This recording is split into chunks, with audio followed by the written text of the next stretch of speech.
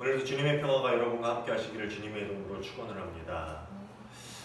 특별히 요즘 같은 그런 걱정이 많은 그런 날들 가운데 하나님께서 여러분에게 평안을 주시고 또 여러분의 가정과 여러분의 건강을 지켜주시기를 주님의 이름으로 축원합니다. 오늘 본문을 보면은요, 이 예수님의 제자들과 또 예수님과 함께 유월절 만찬을 마친 후에 그들은 찬미하며 감람산으로 올라갔다라고 말씀이 시작을 합니다. 지난번에도 얘기했지만 유월절 만찬 후에 이스라엘 백성들은 할렐시의 후반부를 찬양하면서 그 만찬을 마쳤다라고 이야기를 했지요. 여기서 그들이 찬미했다는 것은 하나님의 위대한 구원의 역사를 기념하는 그 할렐시들을 찬양했다라는 것입니다.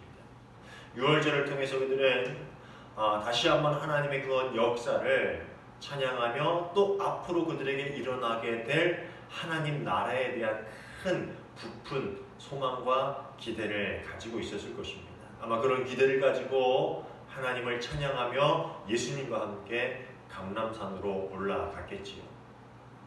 그런데 감람산에 가셔서 예수님은 또 한 번의 뜻밖의 이야기들을 제자들에게 전해주고 있습니다. 오늘 27절의 말씀입니다. 예수께서 제자들에게 이르시되 너희가 다 나를 버릴 것이다. 즉 제자들이 결국 예수님을 다 버릴 것이다 라는 그러한 앞으로의 일들을 또 한 번 그들에게 알려주고 계십니다.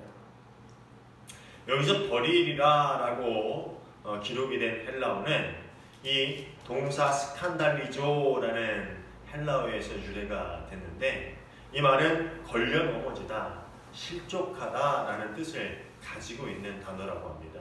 영어의 스캔달이 여기서 나온 그런 단어입니다. 즉 너희가 실족할 것이다 라는 그런 의미를 가지고 있다는 것이죠. 유대교에서 이 전통은 유대교 전통에서 이 표현은 배교를 의미한다라고 합니다. 이방인들과 유대인들에게 있어서 십자가가 그들에게 걸려 넘어지게 하는 걸림돌이 될 것이다 라는 그러한 부분으로 이 부분이 해석되어진다라고 주석에는 이야기하고 있더라고요. 사실 이 십자가의 고난과 예수 그리스도의 죽음은요, 그의 제자들에게 큰 걸림돌이 되고 말았습니다. 이스라엘의 새로운 왕으로 등극할 것이다 라는 기대에 불구하고 기대를 가졌음에도 불구하고 예수님은 그 당시에 정치범들이 당하는 그러한 처형, 십자가의 처형을 당하게 되죠. 그래서 결국 그들은 그 모든 과정을 통해서 결국 예수님을 배반하는 그러한 신앙의 걸림돌 앞에서 넘어지고 말았다라는 것입니다. 예수님은 그 말씀을 하고 계신 거예요. 너희가 결국 그 십자가의 고난 앞에서, 너희가 이해할 수 없는 그 일들 앞에서 결국 나를 배반하게 될 것이다. 결국 걸려 넘어져서 나를 떠나게 될 것이다 라는 그런 이야기를 하고 있습니다. 예수님의 그런 이야기에 그 누구보다도 항상 먼저 앞서서 대답을 했던 베드로는 뭐라고 이야기를 합니까?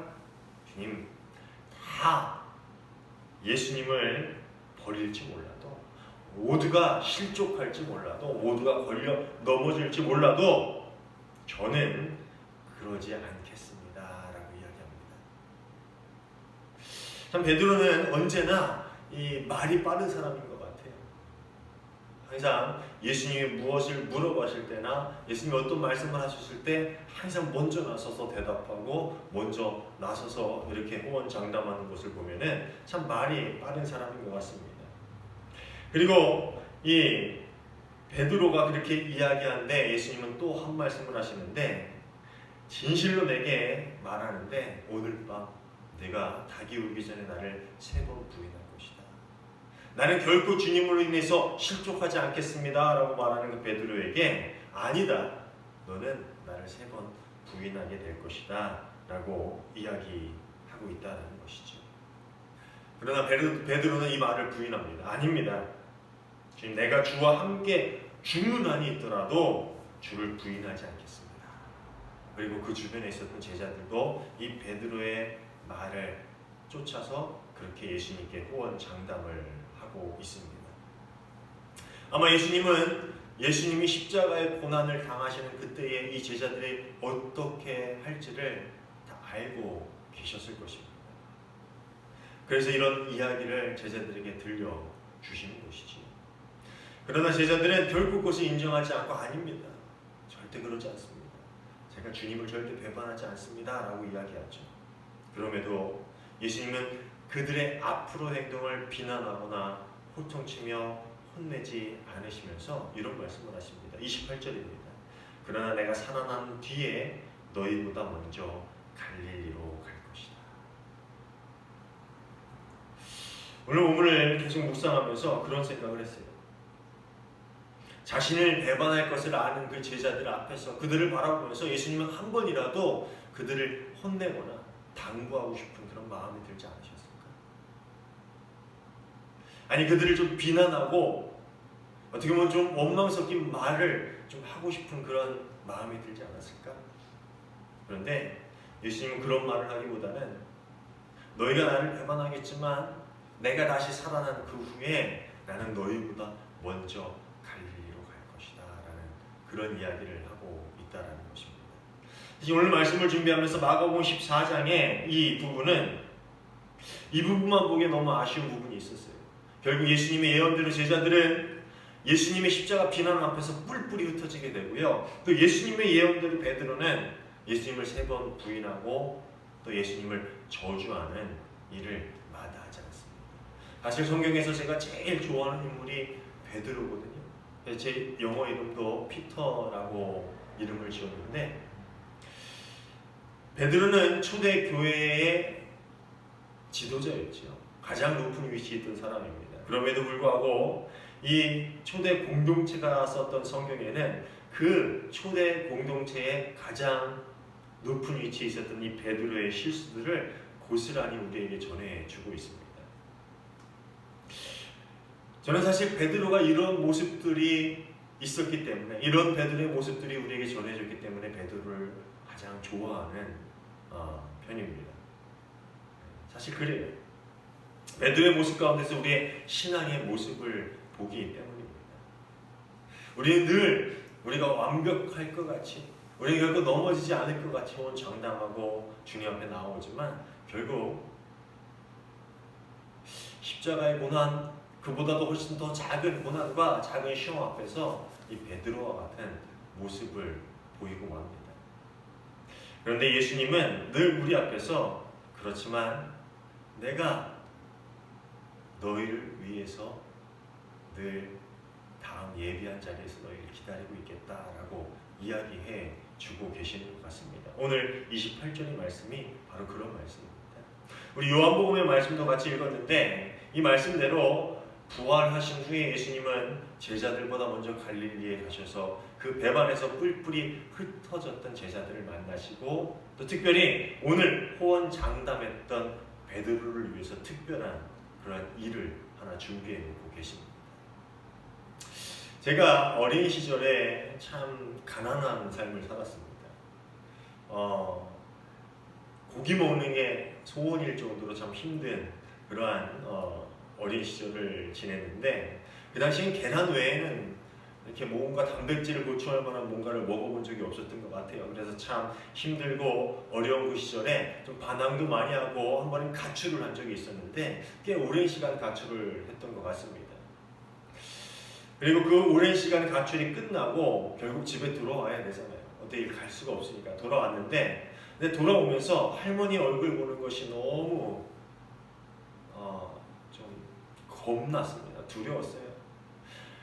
할머니가 저를 때리거나 뭐 그러진 않으셨지만 그래도 오랜 시간 집을 나가서 그를 걱정했어요. 할머니 또 나가서 또 이렇게 이런저런 또 울진 않으실까 또 무슨 잔소리 하실까 여러 가지 걱정이 됐습니다. 그런데 막상 집에 들어갔을 때 할머니는 저를 뭐 때리거나 혼내거나 잔소리를 하진 않으시고요. 그냥 손을 꽉 잡고 잘 왔다 밥은 잘 먹고 다녔냐 이런 말씀 해주시더니 어디 나가시더라고요. 나가셔서 얼마 후에 이런 거 저런 거 그 당시 돈도 없었는데 장을 봐갖고 오셔가지고 맛있는 밥을 해주신 기억이 납니다. 근데 제 기억으로 그날 정말 맛있는 저녁을 먹었던 것 같아요. 평소에 먹지 못했던 고기 반찬도 올라오고 맛있는 저녁 밥상을 그렇게 할머니가 차려주셨는데, 그토록 잘 못 먹던 시절에 이렇게 잘 먹는 것이 소원이었음에도 불구하고 그날 저녁 밥상은 그렇게 맛있게 기억되지는 않았던 것 같습니다. 사실 오늘 말씀을 준비하면서 이 베드로의 마음을 좀 생각을 해봤습니다. 우리가 잘 알고 있듯이 이 예수님께서 십자가 못 박혀 돌아가시던 그때에 베드로를 비롯한 모든 제자들은 예수님을 버리고 뿔뿔이 흩어져서 예전에 자기가 했던 자신의 본업의 자리로 돌아가 버립니다. 그렇지만 부활하신 예수님은 자신을 버리고 도망한 그 못난 제자들을 다시 찾아가시지요. 그리고 오늘 우리가 읽은 요한복음의 본문을 보면은요, 사랑하는 제자 베드로에게는 찾아가셔서 특별한 이벤트를 준비를 하십니다. 이게 뭐냐면은 그를 위해서 고기를 굽고 식사를 위한 상을 차려 놓으시는 것입니다. 이 물고기를 굽고, 오늘 우리가 읽은 본문 그 이전의 부분을 보면요, 베드로가 물고기를 낚을 때에 무태에 올라오기 전에 이 물고기를 굽고 떡을 준비해 놓은 그러한 부분들이 나옵니다. 21장 9절을 보면은요, 육지에 올라오니 숯불이 있는데 그 위에 생선이 놓였고 떡도 있더라 라고 기록되어 있지요. 저는 참 맛있는 반찬을 차려놓은 민망한 저녁상을 받았는데, 이 베드로는 구운 생선이 있는 조반상, 아침상을 받았던 것이죠. 제가 그런 밥상을 받아봐서 아는데, 이 베드로의 기분은 참 참담했을 거예요. 차라리 예수님이 그 떡으로, 그 요즘 드라마에서 유행하는 것처럼 그 딱이라도 한 대 이렇게 때렸으면 오히려 속이 시원했을 텐데, 구운 생선으로 그냥 머리통이라도 한 대 탁 내려쳤으면 오히려 더 속이 시원했을지도 모릅니다. 그리고 죄송한 마음이 조금은 사라졌을지도 모르겠죠. 그런데 예수님은 그렇게 하지 않으셨고요. 오히려 베드로에게 이리 와서 아침을 먹어라 라고 다정하게 말씀을 하십니다. 그리고 베드로와 또 몇몇 제자들은 아무 말 없이 그렇게 조용히 아침 식사를 하게 됩니다. 기뻐서 예수님이 살아오셨네요. 예수님이 정말 말씀대로 살아오셨네요 라고 팔짝팔짝 뛰지도 못했고요. 또 그 앞에 엎드려서 예수님 죄송합니다, 잘못했습니다, 울지도 않았고요. 그냥 어떤 마음인지 아마 많은 복잡한 마음이 있었겠죠. 그 마음 가운데서 조용히 예수님이 차려주시는 그런 아침상을 받습니다. 여러분, 그 아침 식사의 분위기가 어떠했을지 짐작이 가십니까? 말할 수 없이 큰 잘못을 저질렀는데 화를 내고 호통을 쳐도 시원치 않을 그 예수님께서 오히려 고기를 구우시고 떡을 준비하시며 그들을 위해 정성껏 아침을 준비하셔서 이리 와서 아침 같이 먹자라고 그런 말씀을 하십니다. 그리고 떡을 떼어주시고 생선도 찢어주시고 다정스레 식사를 함께하는 그 아침의 분위기. 오늘 6월절, 오늘 마가복음의 본문 그 이전에 6월절 만찬을 즐겼던 그 분위기와 똑같은 그러한 식사였는데, 그 사이에 무슨 일이 있었어요? 제자들이 예수님을 배반하고 십자가의 사건 앞에서 그 실족하고 모두 뿔뿔이 흩어진 그런 일들이 있었지요. 6월절 식사와는 다른 그 아침의 분위기 가운데서 그들은 어떤 마음이 들었을까요? 그것뿐만이 아닙니다. 너무나도 불안한 침묵 가운데서 식사를 마치고 예수님은 드디어 말씀을 하기 시작하십니다. 아마도 제자들은 어떤 꾸중을 들을까, 어떤 호통을 치실까 조마조마하고 있었을지도 모릅니다. 그런데 예수님의 말씀은 좀 뜻밖이었습니다. 다른 사람들이 예수님을 배신하고 버려도 자신만은 결코 예수님을 떠나지 않겠습니다. 내가 주님과 함께 죽을지언정 주님을 부인하지 않을 것입니다. 오늘 마가복음 14장 31절에서 그렇게 말했던, 호언장담했던 베드로를 향해서 예수님은 이렇게 물어보십니다. 베드로야, 내가 나를 사랑하니? 요한복음 13장 37절을 보면은요, 베드로가 내가 주님을 위해서 목숨을 버리겠습니다 라는 말을 합니다. 이 마가복음의 말씀하고 비슷한 말을 그 이전에 요한복음 13장에 보면은 또 똑같은 말을 합니다. 그런데 이 베드로는 어떻게 합니까? 예수님을 3번 부인합니다. 부인하다고 예수님을 저주합니다. 얼마나 얄미울까요?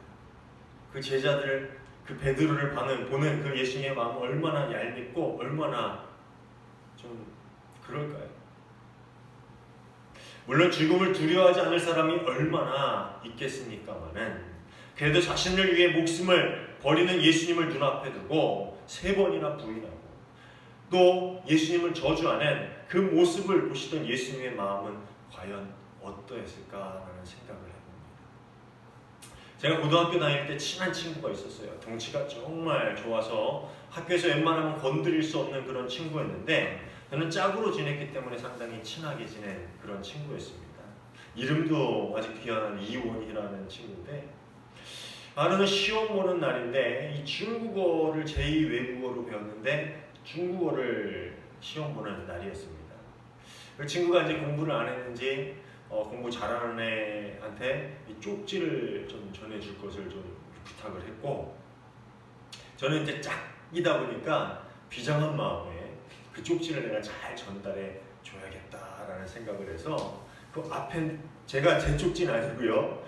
그 앞에 친구가 꽤 공부를 잘했거든요. 그래서 그 친구가 주는 쪽지를 가면서 싹 그 친구한테 전달을 해줬습니다.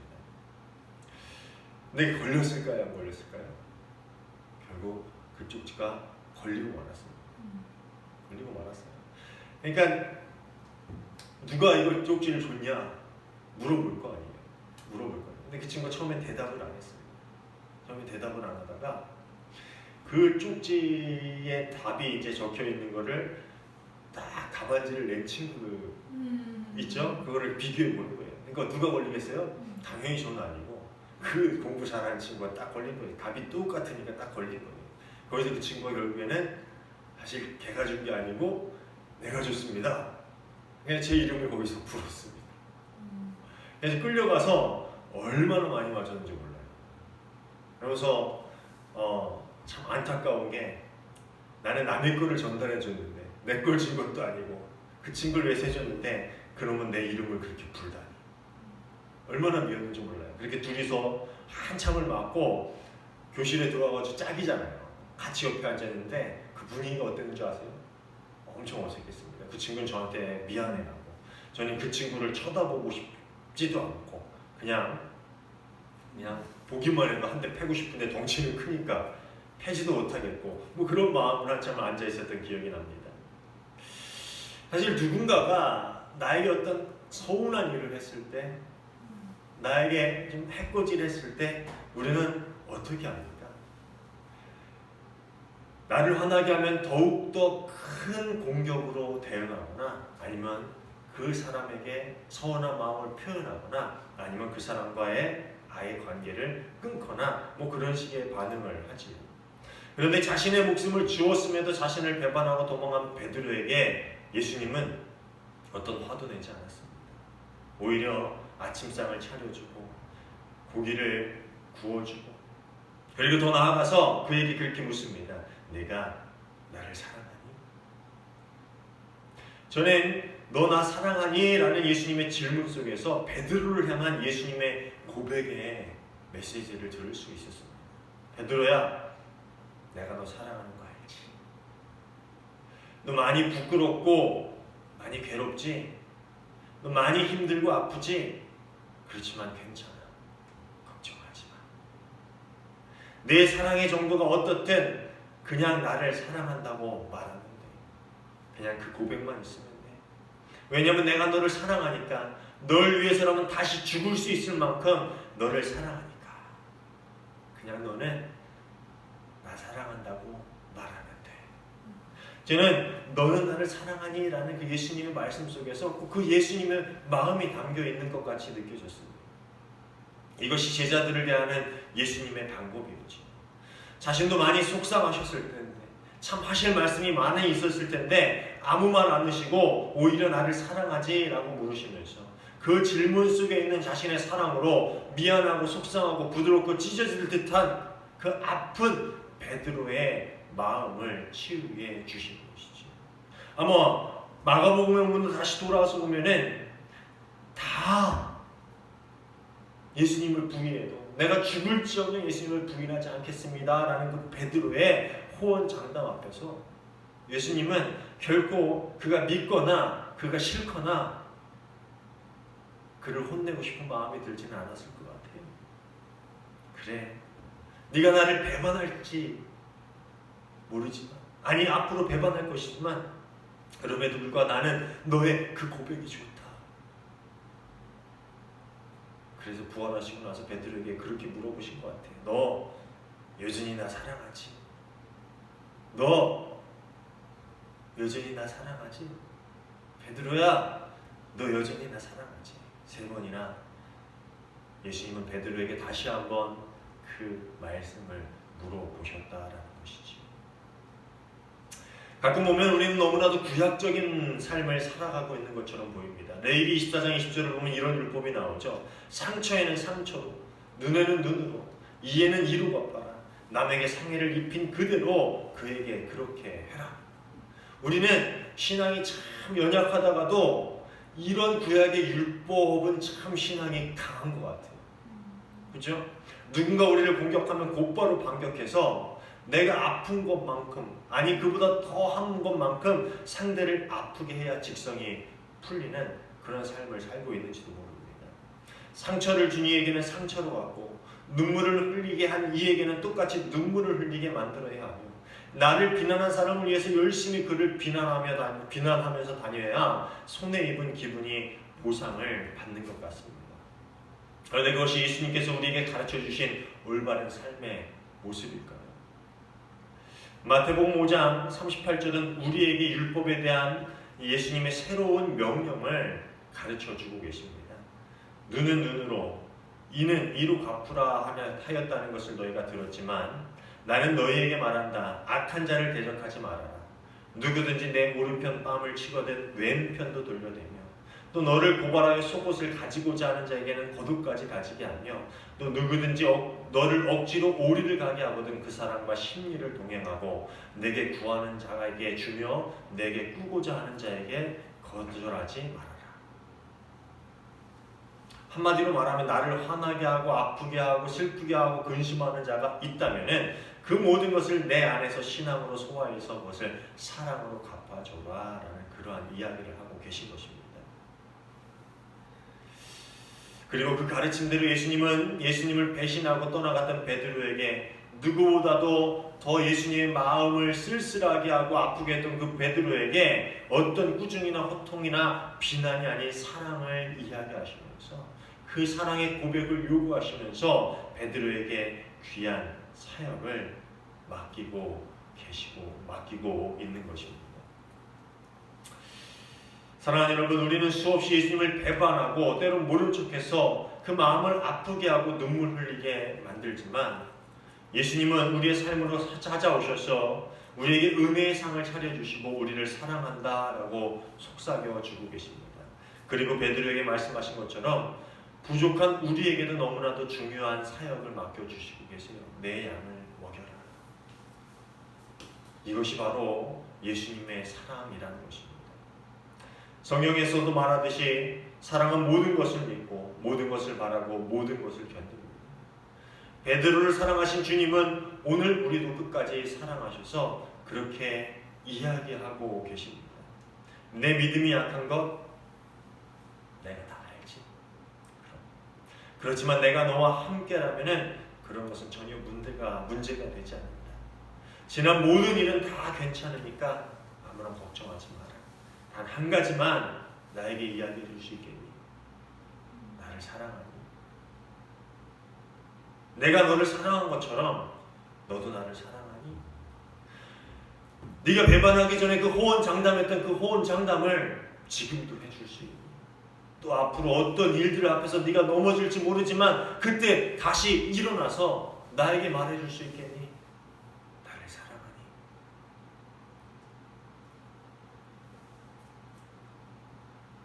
그것이 예수님의 사랑인 것 같습니다. 어제 페이스북을 하는데 페이스북을 가끔 봅니다. 근데 제가 참 예전에도 한번 말씀드렸는데 제가 참 좋아하는 목사님이 계셔요. 근데 그 목사님이 그런 글을 올렸더라고요. 아들과 목욕탕을 갔는데 목욕탕을 가서 아들에게 물어보았다 그래요. 너 하루 중에 나 얼마나 생각하니? 24시간 중에 너 아빠를 얼마만큼 생각하니? 근데 그 아들이 잠깐 고민했더니 그렇게 대답했대요. 아까 목욕탕 가자고 졸랐을 때 그때요? 그때만큼요? 이 말이 뭐예요? 하루 중에 아빠가 필요할 때 아빠가 생각난다는 것이죠. 근데 그 목사님이 그런 글을 썼어요. 그렇지만 그 아들의 대답에 기분이 좋았더라라는 거예요. 걔가 필요할 때 나를 생각하는구나. 그리고 그때 나를 생각하고 나에게 주는구나. 우리가 살아가면서 24시간 다 예수님을 생각할 수 없을지 모릅니다. 아니 그것은 사실 쉽지 않은 일입니다. 아까 사랑에 대해 이야기하면서 누가 오른쪽 뺨을 떼면은 왼쪽 뺨을 양쪽 뺨을 돌려더라? 쉽지 않지요. 예수님이 말하시는 것이 큰 사랑임에도 우리는 그런 것들을 다 하기 쉽지 않습니다. 그렇지만 그 페이스북의 글처럼 아주 잠깐 우리가 필요한 때 예수님을 생각하는 것만으로도 예수님은 우리를 기뻐하실 것입니다. 그 글에도 그렇게 썼더라고요. 아주 잠깐이라도 우리가 정말 예수님을 생각하고 예수님을 묵상한다면 예수님은 그것을 참 기뻐하실 것입니다. 정말 감명을 받았어요. 그 글을 읽으면서. 예수님이 말하시는 것은 이 세상을 변화시킬 위대한 그런 사랑을 우리가 하는 것이 아니라 우리가 넘어지고 우리가 실족하고 우리가 실패하고 우리가 또 우리 모습에 실망한 그 순간이라 할지라도 다시금 예수님 앞에서 제가 주님을 진짜 사랑합니다. 제가 또 넘어지고 또 실패하고 예수님을 또 실망시키고 또 아프게 했지만 그럼에도 저는 예수님을 사랑합니다. 라는 그 고백일지 모릅니다. 오늘 마가복음 14장의 본문만을 보지 않은 것은요. 이 제자들의 실패를 예수님이 이야기하고 싶었던 것은 아닌 것 같아요. 결국 그들은 예수님의 고난 앞에서 배반하고 떠날 것이었지만 그럼에도 불구하고 예수님은 그 제자들의 특히 그 베드로의 나는 결코 예수님을 배반하지 않을 것입니다. 내가 죽더라도 예수님을 떠나지 않을 것입니다. 그 고백을 예수님은 기뻐하셨을 것입니다. 그리고 요한복음에서 이야기한 것처럼 다시 그들에게 오셔서 예수님은 또 그 말을 물으셨죠. 너 나를 사랑하지? 너 나를 사랑하지? 너 정말 나를 사랑하지? 예수님의 사랑 가운데서 우리의 사랑은 점점 성장하게 되는 것이지. 사랑하는 여러분, 우리는 부족합니다. 우리는 연약합니다. 우리는 늘 넘어지고 실족하고 우리는 늘 주님 앞에서 부끄러운 모습으로 이렇게 주님 앞에 나아오지요. 그러나 오늘도 주님은 우리에게 물어보고 계십니다. 너 나 사랑하니? 네가 한 주 동안 실패하고 네가 한 주 동안 내 말씀 안에서 온전히 살지 못했고 네가 한 주 동안 정말 부끄러운 모습으로 살다가 이 앞에 왔지만 그래도 나는 너한테 물어본다. 너 나 사랑하니? 내 마음이 정말 부끄러움과 아픔으로 가득 찼어도 말해주렴. 너 나 사랑하지? 사랑하는 여러분, 늘 주님 앞에 그 고백을 하고 다시금 일어서서 정말 날마다 성장하는 사랑으로 주님께 나아갈 수 있는 저와 여러분 모두가 되시기를 주님의 이름으로 축원합니다. 기도하겠습니다. 좋으신 하나님 감사합니다. 저희 연약함에도 저희를 사랑하여 주시고 늘 저희를 아껴주시고 주님의 은혜의 자리로 저희를 불러주심에 감사를 드립니다. 저희가 주님께 할 수 있는 것이